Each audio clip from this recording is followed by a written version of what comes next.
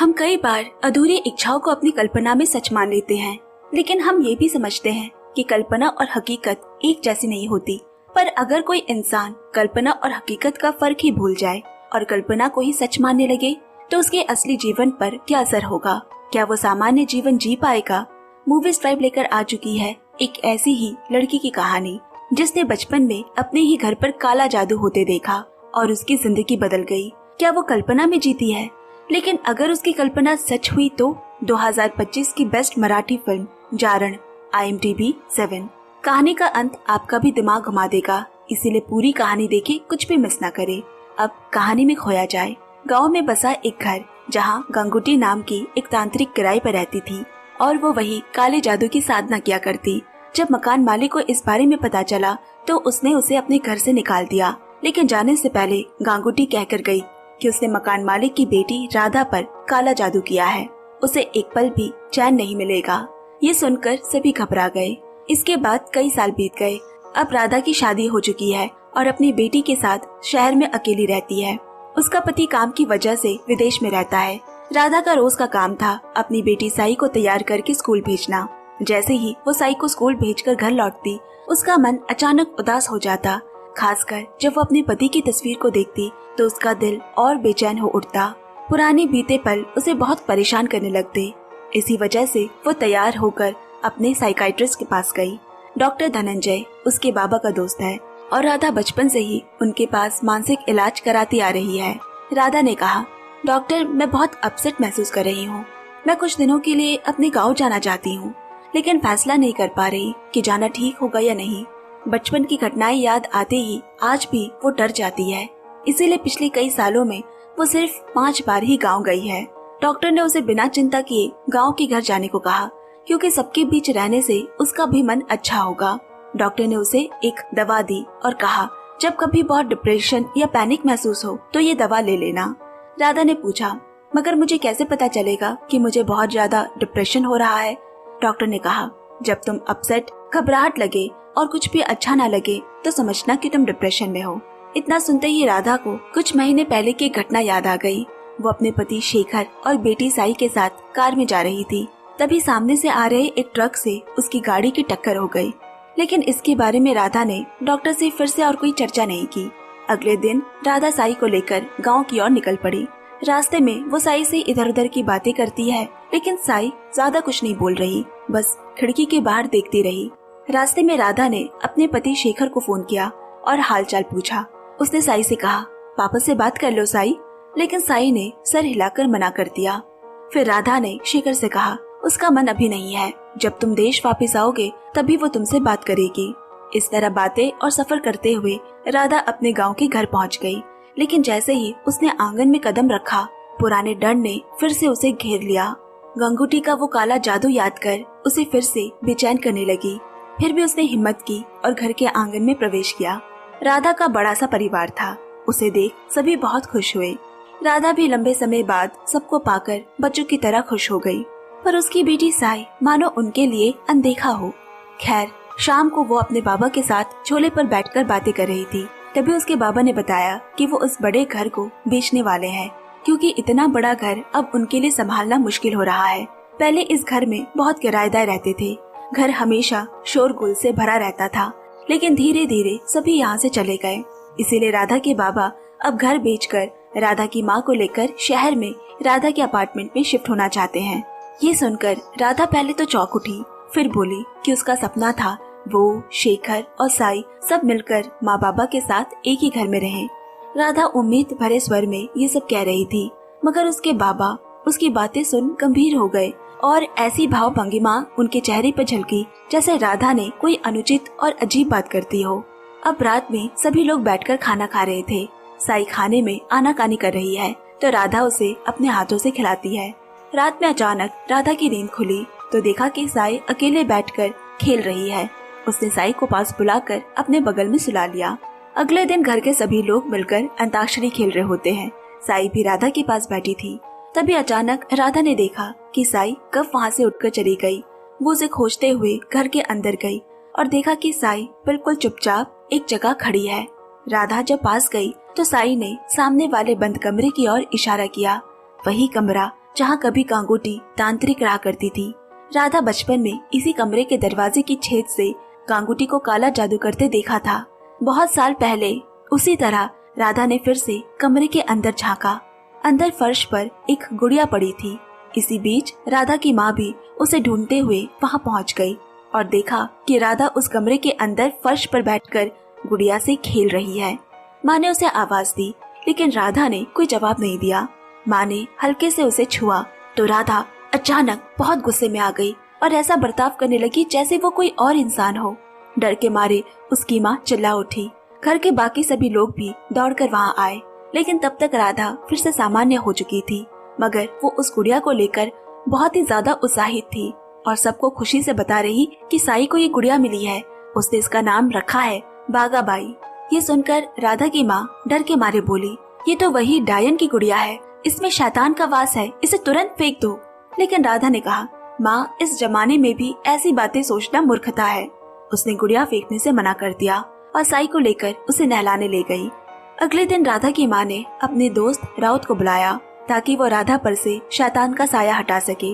राउत ने मंत्र पढ़कर राधा की नजर उतारी। तभी साई गोद में बागाबाई को लेकर कमरे में आई। राधा ने साई पर भी वैसा ही मंत्र पढ़कर उसकी भी नजर उतारी और फिर बोली, अगर तुम्हारे पापा यहाँ होते तो मैं उनकी भी नजर उतार देती। ये कहते ही उसे याद आया कि उसने अब तक शेखर को इस गुड़िया के बारे में बताया ही नहीं और वो साई को लेकर शेखर को फोन करने चली गई। इधर राधा की इन हरकतों से उसकी माँ और भी परेशान हो उठी। राधा के बाबा ने डॉक्टर धनंजय को फोन कर राधा की मानसिक स्थिति बताई। डॉक्टर ने सलाह दी कि राधा को तुरंत अस्पताल में भर्ती करना चाहिए और उसे रियलिटी का एहसास कराना होगा। पर यह सुनकर राधा के पापा चिंतित हो गए, क्योंकि वो शायद उसे उस कठिन इलाज में नहीं डालना चाहते। तो अब अगली सुबह राधा की माँ एक साधु बाबा को बुला लाई। साधु बाबा ने गांगुटी वाले कमरे को शुद्ध किया और राधा की माँ को एक मंत्र फूका धाका देते हुए कहा, इसे राधा के हाथ पर बांध दो। माँ ने वैसा ही किया। राधा माँ के साथ कुछ देर हंसी मजाक करती है। फिर उसने माँ से पुराने स्टोर रूम और ट्रंक की चाबी मांगी। वो अपने बचपन की चीजें देखना चाहती है।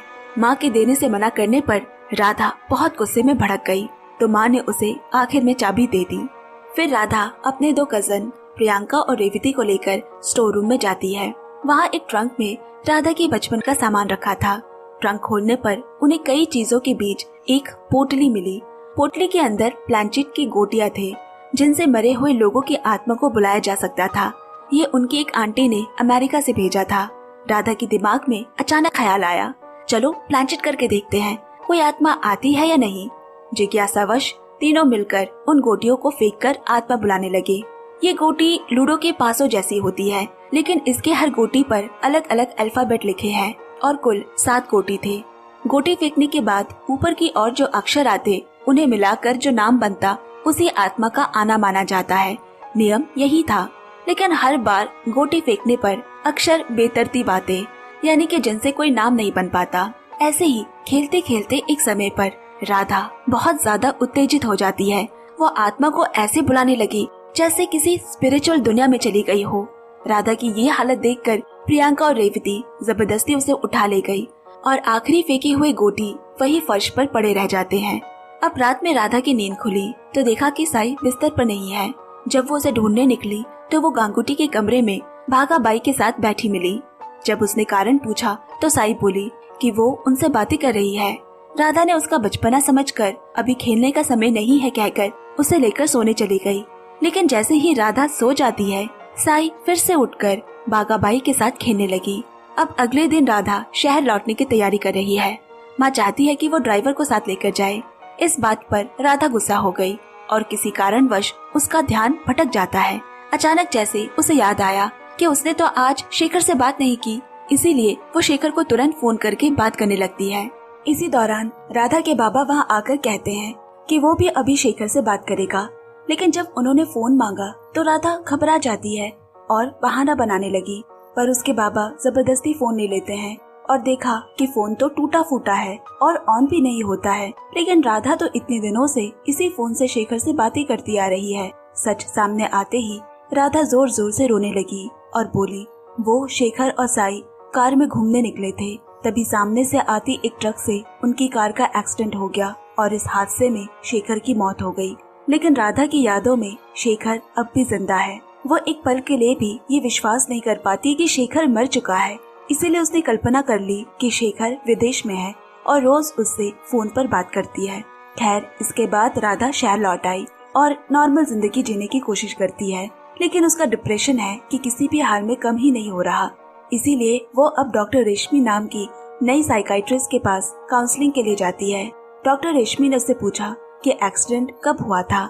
राधा ने पहले कहा 18 महीने, फिर तुरंत जवाब बदलकर 2 साल पहले कहा। उस हादसे के बाद ही कोरोना का प्रकोप बढ़ गया और लॉकडाउन शुरू हो गया। डॉक्टर रेशमी राधा से और भी सवाल करती है, लेकिन राधा किसी का भी सही जवाब नहीं दे रही। उसके उलझे और बिना मतलब के जवाब देखकर डॉक्टर रेशमी समझ गई कि राधा की दिमागी हालत ठीक नहीं है। उस दिन का सेशन खत्म कर राधा घर लौट आई। राधा एक फ्रीलांसर है। रात में वो अपना काम कर रही होती है कि तभी उसे कुछ खुरदुरी सी फुसफुसाहट जैसी आवाज सुनाई देती है। ऐसी अजीबोगरीब आवाज से उसके पूरे शरीर में सिरहन दौड़ गई, लेकिन थोड़ी देर बाद उसने खुद को संभाला और सोने चली गई। हालांकि नींद में अचानक डर कर उठ जाना राधा के लिए आम बात थी, क्योंकि उसे अक्सर नींद नहीं आती। अगली सुबह राधा जॉगिंग करने के बाद जब घर लौटी तो उसकी काम करने वाली बाई ने डरते डरते उसे कहा कि साई के उस गुड़िया में कुछ गड़बड़ है। वो गुड़िया अपने आप एक जगह से दूसरी जगह चली जाती है। उसे घर में अकेला बहुत डर लगता है। हमेशा ऐसा महसूस होता कि जैसे उसे कोई देख रहा हो। राधा ने पहले इस बात को गंभीरता से नहीं लिया, लेकिन बाई बार बार वही बात कहने लगी तो राधा गुस्से में उस पर चिल्ला पड़ी। अब रात में राधा काम कर रही होती है। उसके क्लाइंट ने उस पर बहुत प्रेशर दे रखा है काम जल्दी जमा करने का। इसी टेंशन के बीच अचानक उसे बच्चे की हंसी की आवाज सुनाई दी। वो हैरान रह गई, क्योंकि साई कभी इस तरह से नहीं हंसती। वो तुरंत साई के खेलने वाले कमरे में गई और जैसे ही दरवाजा खोला, एक बंदर का पुतला रस्सी से लटका हुआ अचानक उसके सामने झूल गया। ये देख तो राधा की जान ही निकल गई। पहले ही काम का टेंशन और ऊपर से ऐसी हरकतें देख उसे बहुत गुस्सा आ गया। वो साई पर जोर जोर से चिल्लाने लगी कि आवाज बाहर सड़क पर खड़े लोग तक सुन सकते थे। खैर, शांत होने के बाद अब दोनों खाना खाने बैठे। खाना खाते समय राधा ने साई से पूछा, पुतले को रस्सी से लटकाने की क्या जरूरत थी? साई ने जवाब दिया, वो मैंने नहीं किया माँ, बल्कि बागा भाई ने पुतले को लटकाया था। ये सुनकर राधा और चढ़ गई और बोली, बागा भाई? वो तो एक निर्जीव पुतला है, वो भला कैसे लटका सकती है? पर साई अजीब जिद करने लगी। बागा भाई बिल्कुल निर्जीव नहीं है, उसमें भी जान है। वो उसके साथ खेलती है, बातें कर नाचा करती है, यहाँ तक कि गाना भी गाती है। राधा उसकी बातें सुनकर समझ नहीं पा रही कि उसका क्या जवाब दे। अगले दिन वो फिर डॉक्टर रेशमी के पास काउंसलिंग के लिए गई। इस बार उसने डॉक्टर रेशमी से पूछा, क्या वो भूत प्रेत अलौकिक चीजों पर विश्वास करती है? जब डॉक्टर रेशमी ने उससे इसका कारण पूछा तो राधा उल्टा सीधा जवाब देने लगी, मुझे हॉरर फिल्मों का बहुत शौक है, वो मुझे बहुत एक्साइट करता है। इसके अलावा वो एक हॉरर नॉवल भी लिख रही थी, जिसकी कहानी कुछ ऐसी है। एक डायन अपने मरे पति की आत्मा को वापस बुलाने की कोशिश करती है। कहानी सुनाते समय राधा ऐसे बता रही थी जैसे कि ये उसकी खुद की ही जिंदगी की कहानी हो। जब डॉक्टर रेशमी ने वो नोवेल देखने की इच्छा जताई तो राधा झिझकते हुए बोली, मैंने तो ये बचपन में डायरी में लिखा था, लेकिन अब वो डायरी कहाँ खो गई है पता नहीं। इतना कहकर राधा जल्दी से वहाँ से निकल गई। रात को राधा घर लौटने के बाद वो अपने काम में बिजी हो गई। पास की खिड़की से एक ठंडी हवा अंदर आई। वो खिड़की का शीशा बंद करने लगी। तभी उसे एक पल के लिए शीशे में दिखाई दिया कि कोई उसके पीछे खड़ा है। ये देख वो डर से कांप उठी। उसने सोचा शायद उसकी नजर का धोखा है, लेकिन जब उसने दोबारा खिड़की बंद की तो वही दृश्य फिर से सामने आया। कोई अजनबी अक्स जो एक पल दिखती और तुरंत गायब हो जाती। इसके बाद राधा को एक हल्की सी मधुर आवाज में गाना सुनाई देता है। वो साई के खेलने वाले कमरे में गई और देखा कि साई बागा भाई को कुर्सी में बिठाकर खुद फर्श पर बैठे उसे गाना सुना रही है। राधा का गुस्सा फूट पड़ा। साई दिन पर दिन कल्पना की दुनिया में खोती जा रही है, ये सोचकर राधा बहुत परेशान हो गई। इसीलिए गुस्से में उसने बागा बाई पुतले को उठाकर बाहर कूड़ेदान में फेंक दिया। लेकिन पुतला फेंकते समय राधा के हाथ में जो उसकी माँ ने वो रक्षा कवच धागा बांधा था वो भी साथ में टूटकर गिर गया। अब वो कमरे में आकर साई के खिलौने समेट रही होती है। तभी उसे एक पुरानी डायरी मिली। राधा को समझ नहीं आया कि ये डायरी वहाँ कैसे आई, और अगले ही दिन वो डायरी उसने डॉक्टर रेशमी को दिखाकर पूछा, कि क्या वो ब्लैक मैजिक यानी काले जादू पर विश्वास करती है। बिना जवाब सुने ही राधा डरते हुए कहने लगी, जब मैं छोटी थी मेरे घर में गांगुटी नाम की एक तांत्रिक रहा करती थी। वो काला जादू करती थी। लोग उससे बहुत डरते थे। अगर कोई उसे बुरे काम छोड़ने को कहता तो वो उल्टा उसे नुकसान पहुंचाने की धमकी देती। इसीलिए एक दिन गांव वालों ने मिलकर उसे धक्का देकर गांव से बाहर निकाल दिया। लेकिन वो यहाँ नहीं रुकी। अगले ही दिन वो फिर से घर आ पहुंची। उस समय घर में कोई बड़े लोग नहीं थे, सिर्फ मैं ही थी। उसने कहा कि उसका कुछ सामान घर में छूट गया है, वो वही लेने आई है और उसके यहाँ आने के बाद वो किसी से कुछ न कहे। इसके बाद अंदर घुसकर उसने दरवाजा बंद कर लिया। मैंने दरवाजे की दरार से देखा कि गांगुटी ने काला जादू का खेल शुरू कर दिया है। बागाबाई पुतले को सामने रखकर वो मंत्र पढ़ रही है। कुछ देर के बाद राधा के माँ बाबा घर लौटते हैं और दरवाजा तोड़कर गंगूटी को बाहर निकाला। जाते जाते गंगूटी शैतानी हंसी हंसकर कहती है, जो कि उन्होंने उसे घर से निकाल दिया, इसीलिए बदला लेने के लिए उसने राधा पर काला जादू किया है। उसे अपनी पूरी जिंदगी कभी भी शांति नहीं मिलेगी। इस घटना के बाद मैं बहुत बीमार पड़ गई। मुझे ठीक करने के लिए बड़े से बड़े डॉक्टर से लेकर पूजा पाठ सब कुछ करवाया गया। बहुत मेहनत और इलाज के बाद राधा ठीक तो हो गई, लेकिन उसके जीवन की समस्याएं वहीं से शुरू हुई और आज तक बनी हुई है। डॉक्टर रेशमी ने पूछा, गंगूटी अब कहाँ है?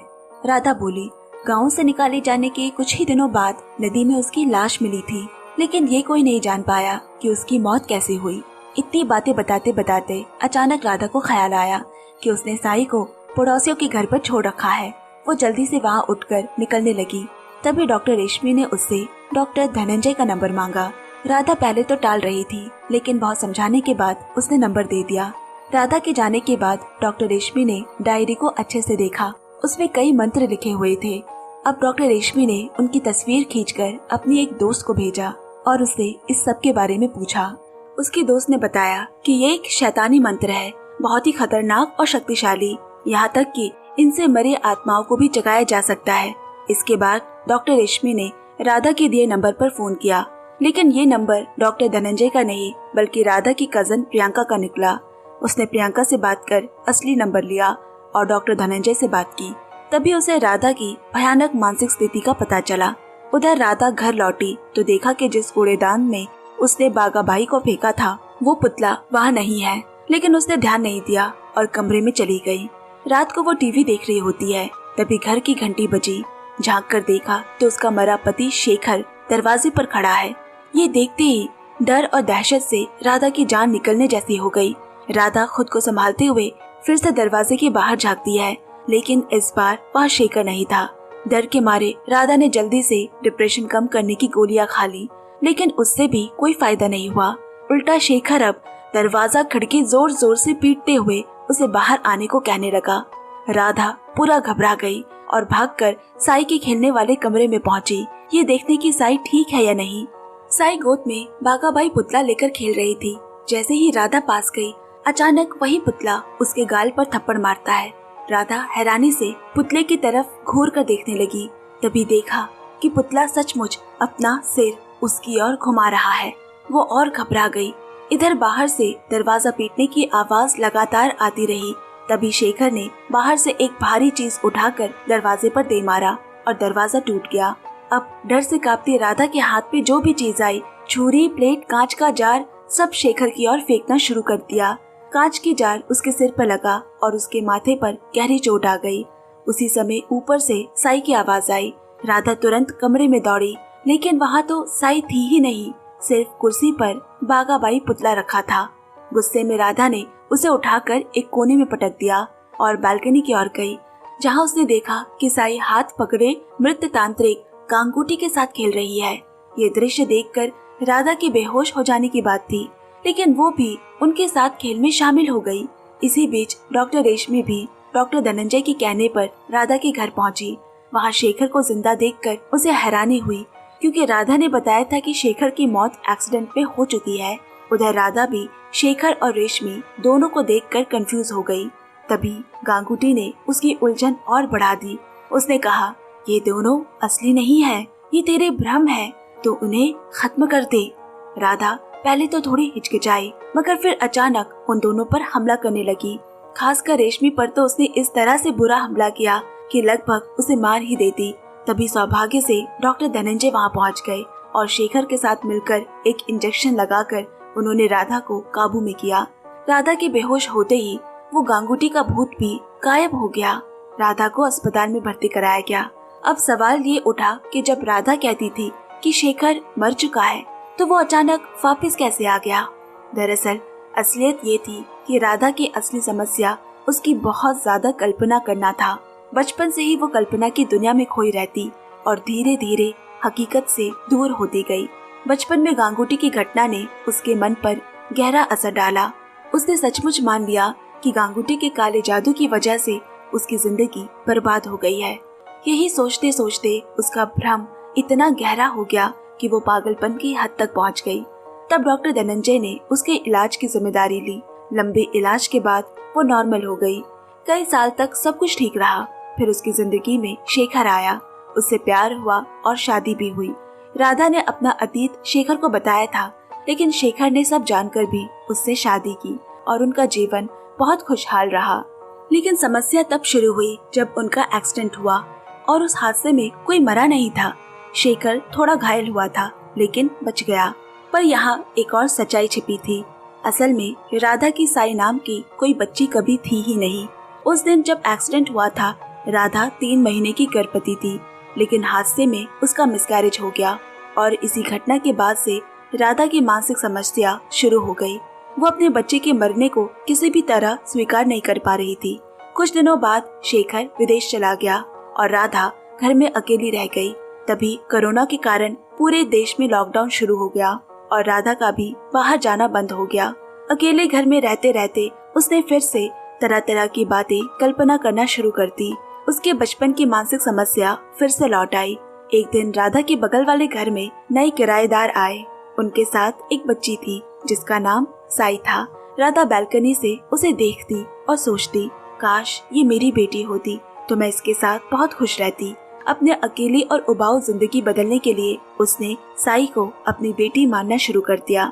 उसका पूरा दिन बस साई की कल्पना में ही बीतने लगा और एक समय में वो साई को असल जिंदगी में भी खुद की बेटी मानने लगी। धीरे धीरे वो हकीकत और कल्पना का फर्क ही भूल गई। वो दूर से साई की तस्वीर खींचकर उसके साथ खुद को एडिट कर उन तस्वीरों को दीवारों पर टांग देती। रिश्तेदार और जान पहचान वालों को भी वो साई की कहानियां सुनाती रहती।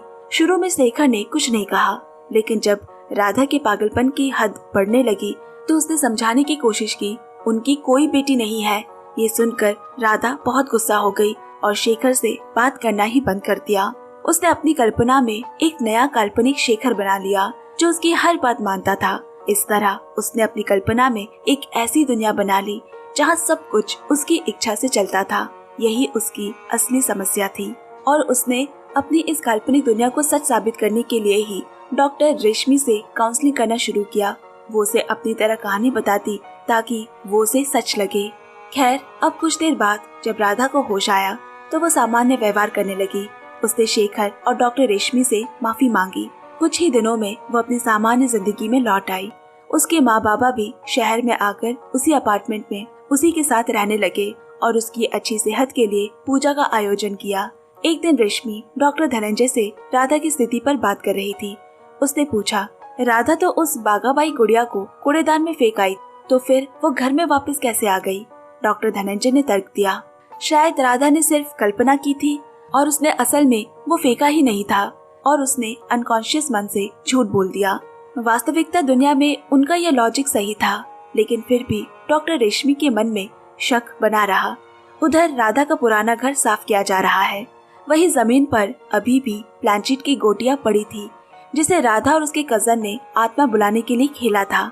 और दिलचस्प बात ये थी कि उन गोटियों के अक्षर इस तरह सजे थे कि उन्हें मिलाने पर एक नाम बनता, गांगुटी। अब ये सच है या नहीं कि उस रात सचमुच गांगुटी की आत्मा जागी थी या ये सिर्फ एक इत्तेफाक था, ये कहना मुश्किल है। लेकिन दोस्तों, सच्चाई यही है कि जितना इंसान अकेला होता है उतना ही उसकी कल्पनाएं बढ़ती है। इसीलिए हमेशा कोशिश करें कि आप हंसी खुशी रहे और लोगों के साथ खुले मिले। खासकर बच्चों को कभी अकेला ना छोड़े, उन्हें खेलकूद का पर्याप्त मौका दे। दुनिया भर में लगभग 20% किशोर किशोरियां मानसिक डिप्रेशन से गुजरते हैं। इसीलिए ध्यान रखें कि आपका बच्चा कल्पना की दुनिया में खोकर अपनी असली जिंदगी बर्बाद न कर दे। तो आज की ये दिलचस्प अनोखी कहानी यही समाप्त होती है। धन्यवाद दोस्तों। आई होप दोस्तों आज का वीडियो आपको अच्छा लगा हो। अगर अच्छा लगा तो वीडियो को लाइक और शेयर करके हमें सपोर्ट करें और हाँ, हाइप कमेंट्स में हमें पॉइंट्स जरूर दें ताकि हमारी ये कहानी और भी लोगों तक पहुंच सके। धन्यवाद दोस्तों। जल्द मिलते हैं अगली कहानी के साथ। तब तक bye bye and take care.